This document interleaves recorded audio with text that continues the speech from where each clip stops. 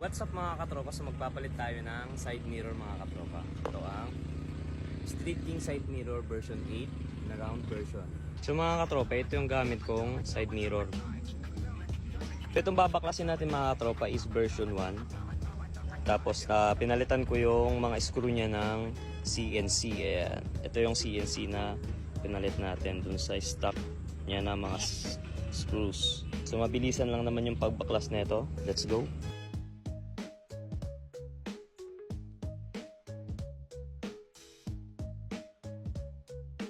So ito na nga mga katropa, buksan na natin. Yo.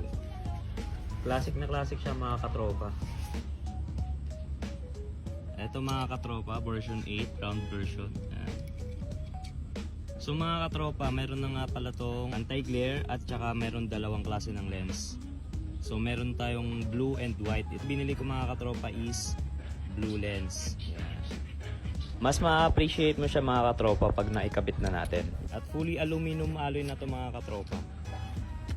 May mga kasama na rin siyang screws dito. So binuksan ko na siya kanina. Ayan. Tsaka isa pa dito. Fully aluminum alloy ito mga katropa, kaya matibay.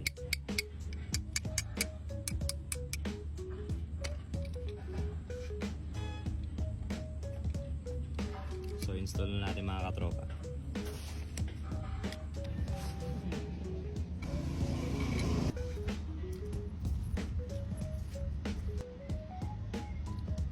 So wag lang natin masyadong hihigpitan mga katropa kasi i-adjust pa natin siya.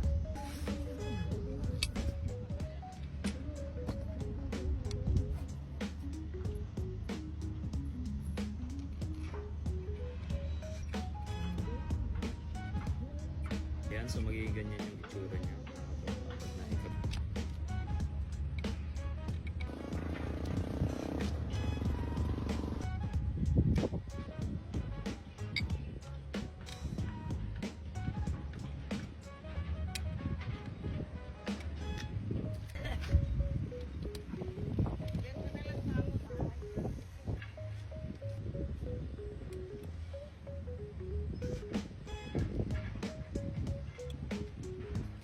So ito yung sinasabi nilang fully adjustable mga katropa.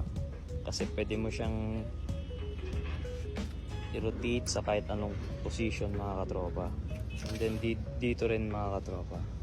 Yan. Need mo lang itong pihitin para maiikot-ikot mo siya ng maayos. Yan.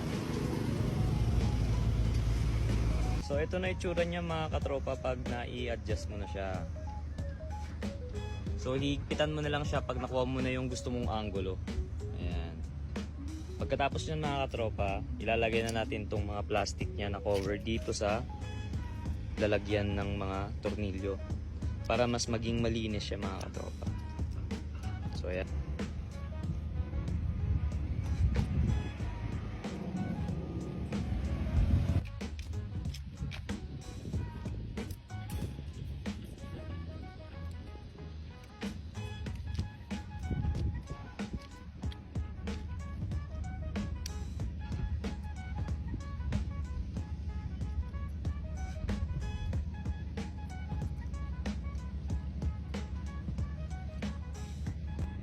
So eto na mga katropa, tapos na natin i-install.